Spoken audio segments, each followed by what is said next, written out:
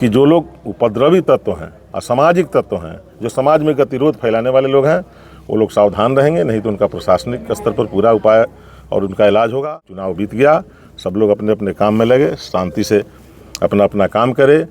कौन किसको वोट दिया, किसने किसको वोट करा, अब इस चिंता में बहुत अत्यधिक न पड़े, नहीं तो उससे वैसे चिंता करने वाले लोगों के लिए हम लोग चिंतन करेंगे माध्यम से और आप सबके चैनल के माध्यम से। अपने कल्याणपुर विधानसभा के आदरणीय सभी मतदाता मालिकों का, भाइयों बहनों का सादर वंदन अभिनंदन करता हूं। और आप सबके जितने श्रोता हैं, जितने पढ़ने वाले हैं और जितने चाहने वाले हैं, उनका भी बहुत बहुत अभिनंदन करता हूं। और आप सबको पता है कि मैं 16 कल्याणपुर विधानसभा से एनडीए समर्थित भारतीय जनता पार्टी का उम्मीदवार था और यहाँ मुझको जनता ने लगभग 16,000 मतों के अंतर से चुनाव जिताया है। सबसे पहले मैं अपने कल्याणपुर के महान जनता के प्रति सादर धन्यवाद करता हूँ कि आप बड़े अंतर से एक जीत दिलाई है और एक बड़ी जवाबदेही हमको आपने सौंपा है। हमको आपके जवाबदेही पर सत्यनिष्ठा के साथ खड़ा उतरना है। इसलिए पुनः एक बार आप सबके माध्यम से अपने महान जनता को बहुत बहुत बधाई, शुभकामनाएं और धन्यवाद देते हैं। चुनाव जीते हैं, क्या सबसे पहला काम क्या होगा? बड़ी अंतर से चुनाव जीते, लगभग 15,000 के करीब चुनाव। देखिए, हम जिस नेतृत्व में काम करते हैं, हम लोग का स्पष्ट है पहले से ही, सबका साथ और सबका विकास। विकास हम लोग का प्राथमिक एजेंडा है। अब विकास के एजेंडे में जो आयाम है विकास के, जो प्रायोरिटियाँ हैं, उसको करने का आदमी प्रयास करेगा ताकि हमारे क्षेत्र का सर्वांगीण विकास हो। चाहे वो सड़क का मामला हो, पुल पुलिया का मामला है, एजुकेशन का हो, इरिगेशन का हो, जो भी मामला हो, प्रायोरिटी में वो रहेगा और प्रायोरिटी में रहेगा विकास।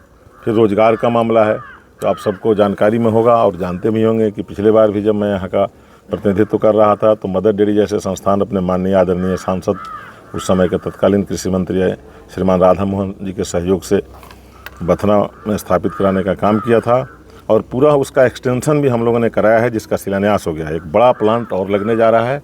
मैं विधायक बन गया तो मुझको पूरा विश्वास है कि मैं जल्द से जल्द उस काम को कराऊंगा। और उस प्रकार का दूसरा काम भी, चूँकि बिहार में बड़े बहुमत के साथ एनडीए ने इस बार बाजी मारी है, जनता ने इस पर भरोसा किया है। पहले से भी ये सरकार चल रही थी, लेकिन बहुत बड़ा मैंडेट जनता ने दिया है और मुझको पूरा विश्वास है कि जो मैंडेट जनता के द्वारा दिया गया है, उसके आधार पर जो बिहार की सरकार इस बार भी बनेगी, वो बिहार में विकास की रफ्तार को तेज करेगी और बिहार को काफ़ी गति देगी, जिसमें हमारा कल्याणपुर विधानसभा भी शामिल रहेगा। क्योंकि कल्याणपुर से भी हम प्रतिनिधित्व करेंगे और कल्याणपुर भी उसमें शामिल है। कल्याणपुर की महान जनता ने प्रतिनिधित्व का अवसर दिया है, तो मैं पूरी कोशिश करूंगा कि अधिकाधिक काम और जो भी काम यहाँ के रुके पड़े, अभी जो सड़कें नहीं बनी हुई हैं, जिन सड़कों का RWD से PWD में एक्सटेंशन कराना है, जिनका PWD से NH में कन्वर्जन कराना है, इस प्रकार का कई जगह है जहाँ भी बड़े पुल पुलिया की आवश्यकता है। फिर एजुकेशन में बड़े डेवलपमेंट की ज़रूरत है। आप सब जानते हैं कि यहाँ शिक्षण संस्थान के रूप में सेंट्रल यूनिवर्सिटी जैसा संस्थान आदरणीय प्रधानमंत्री माननीय नरेंद्र मोदी जी के सौजन्य से स्थापित हो गया। लेकिन अब उसके लिए उसका जो रॉ मटेरियल तैयार होना है, इसके लिए हायर एजुकेशन वाले संस्थान सब क्षेत्र में ज़रूरी है। तो मैं उसका भी प्रयास करूंगा कि मेरे क्षेत्र में डिग्री कॉलेज हो, टेक्निकल कॉलेज हो और इस प्रकार का जो भी काम है वो मेरे प्रायोरिटी में रहेगा। कल्याणपुर बाजार का मुख्य जो है मार्ग, उसको लेकर के समस्या बनी रहती है, इस पर क्या ध्यान आकर्षित करेंगे?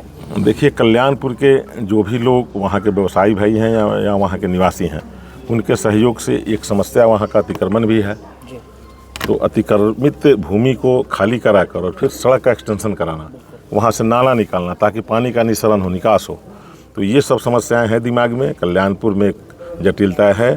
पहले भी मैंने प्रयास किया था कि कल्याणपुर को मुख्य सड़क से जोड़ा जाए, चाहे वो सड़क ढाका से निकल के इधर साहिबगंज की तरफ जा रही हो या फिर इधर मेहसी से निकलकर वृंदावन होते हुए कल्याणपुर होकर अरेराज की तरफ जा रही हो। जब तक हमारा कल्याणपुर मुख्य सड़क से नहीं जुड़ेगा तब तक उस बाज़ार का डेवलपमेंट नहीं होगा और मेरे प्रायोरिटी में है कि कल्याणपुर को मुख्य सड़क से जोड़ना। कल्याणपुर शहर जो है, उस प्रखंड है, उसको नगर पंचायत या नगर परिषद जोड़ने का कोई प्रक्रिया है? नहीं, प्रक्रिया तो पिछले बार भी था, लेकिन कुछ नीतियाँ होती है।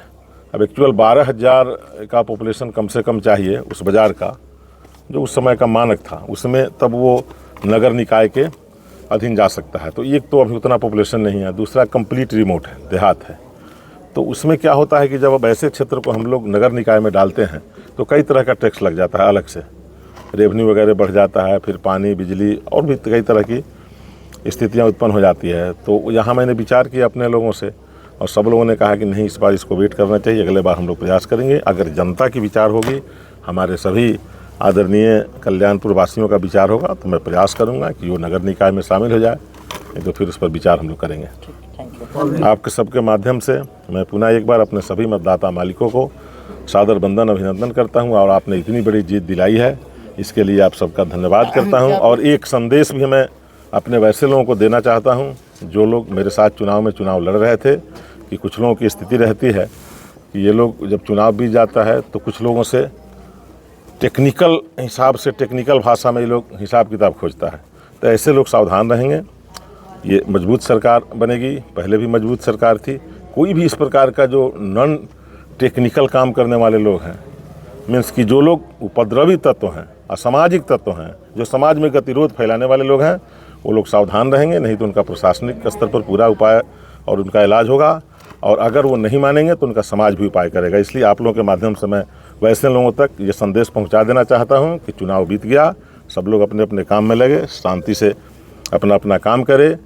कौन किसको वोट दिया, किसने किसको वोट करा, अब इस चिंता में बहुत अत्यधिक न पड़े, नहीं तो उससे वैसे चिंता करने वाले लोगों के लिए हम लोग चिंतन करेंगे, और चिंतन करने पर उनको हानि और परेशानी होगी। जिस प्रकार से कहा जा रहा था कि चुनाव के टाइम में कि अगर वोट चोरी होती है और इस प्रकार से होता है तो नेपाल वाला हालात कर देंगे, लोग कह रहे थे महागठबंधन के कुछ कार्यकर्ता लोग। सोशल मीडिया पर बहुत सोशल मीडिया पर इस पर क्या कुछ कार्रवाई हो पाएगी? निश्चित रूप से उस पर FIR हो गया। ऐसे बोलने वाले जो लोग थे उन पर FIR हो गया। अगर भाषा और व्यवहार में बदलाव नहीं हुई तो वो जेल भी जाएंगे, सलाखों के पीछे रहेंगे, और उनका प्रशासन और पुलिस पूरा उपाय करेगी।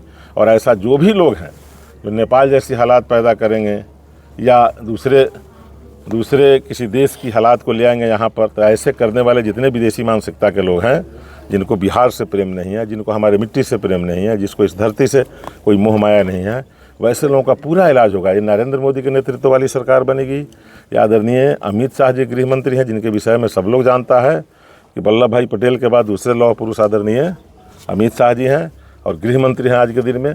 तो ऐसे लोगों को किसी भी रूप में बख्शा नहीं जा सकता है। और बिहार के DGP साहब का भी बयान आपने सुना होगा, विनय कुमार जी का बयान ही नहीं सुना होगा, कार्रवाई भी आपने देखा होगा। तो ऐसे लोगों को समझ जाना चाहिए, जो कुछ भी भड़काऊ बात बोल के, आलतू फालतू बोल के वो बच नहीं सकते हैं। इसलिए जिस प्रकार से कल दिल्ली में नरेंद्र मोदी ने कहा कि कांग्रेस का छंदी विच्छेद होगा, इस पर क्या कुछ कहिएगा? कांग्रेस जिस प्रकार से खत्म हुई है बिहार में, तो जनता संधि विच्छेद कर ही रही है। अब देखिए नहीं, कांग्रेस समाप्त हो गई। हमको लगता है कि 5-6 सीटें मुश्किल से जीत पाई है। जो विपक्ष की बड़ी पार्टी है वो भी विपक्ष की भूमिका के लायक नहीं रही, जनता नकार दिया। ऐसे बयानबाज लोगों का, थोथी दलील देने वाले लोगों का, कुतर्क करने वाले लोगों का अब समाज इन लोगों को एक्सेप्ट नहीं कर रहा है। समाज इन लोगों को बहिष्कार कर दिया, इनका तिरस्कार कर दिया। ऐसे जितने वोट चोरी करके जो लोग ये बन जाते थे, विधायक MP बन जाते थे, ऐसे लोगों को का समय अब समाप्त हो गया। ऐसे लोगों को जनता अब एक्सेप्ट नहीं करेगी। आप देख रहे हैं ना, तेल समाप्त हो गया, ये लोग लालटेन लेके घूम रहा है। तब लालटेन को कौन पूछेगा? अब बिजली का युग आ गया, सब लोग चाहता है कि हम बिजली की रोशनी में रहें। अब ना तो लालटेन का युग है, और ना ये लोग का जो हाथ है जो पॉकेट में लगाता था, जो कोई भी योजना बने तो पहले अपना पॉकेट में जाए, कोई भी सरकार की नीतियाँ बने तो उसमें फ़ायदा कितना हो रहा है और हमको उसमें कितना फ़ायदा हुआ, ये फेर में रहते थे लोग। तो ये सब नीतियाँ इस देश से समाप्त हो गई। नरेंद्र मोदी जी और नीतीश कुमार की सरकार है, ये डबल इंजन की सरकार है, ये अग्रणी सरकार है, डेवलपमेंट तेज कर रही है, आगे भी डेवलपमेंट तेज़ी से होगा। यही आप सबके माध्यम से मैं जनता को भी विश्वास दिला रहा हूँ।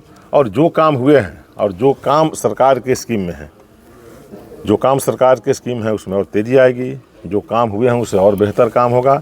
इसलिए सबको विश्वास करना पड़ेगा, और विश्वास है भी कि ये सरकार, आने वाली जो सरकार है, ये बहुत अच्छा बिहार के लिए करेगी। आप सबके माध्यम से अपने सभी मतदाता आदरणीय देवियों सज्जनों का पुनः एक बार सादर बंदन अभिनंदन करता हूं, और सबको शुभकामना देता हूं कि आपने अपना काम तो कर दिया, आपने अपनी जवाबदेही मुझको दे दिया। मैं आपका प्रतिनिधि हो गया। प्रतिनिधि के नाते जो जवाबदेही और जिम्मेदारी आपने दिया है, जो कर्ज मुझ पर लादा है, मैं कोशिश करूंगा कि कल्याणपुर के मान सम्मान के लिए, कल्याणपुर के विकास के लिए, इसके डेवलपमेंट के लिए और इसके हर तरह की व्यवस्था के लिए मैं इसका क्या जिम्मेवार बनूं, और आप सब इसमें भागीदार बनिए। बहुत बहुत अभिनंदन के साथ सबका वंदन करता हूं, सबको नमस्कार और प्रणाम करता हूं, और सबको शुभकामना देता हूं।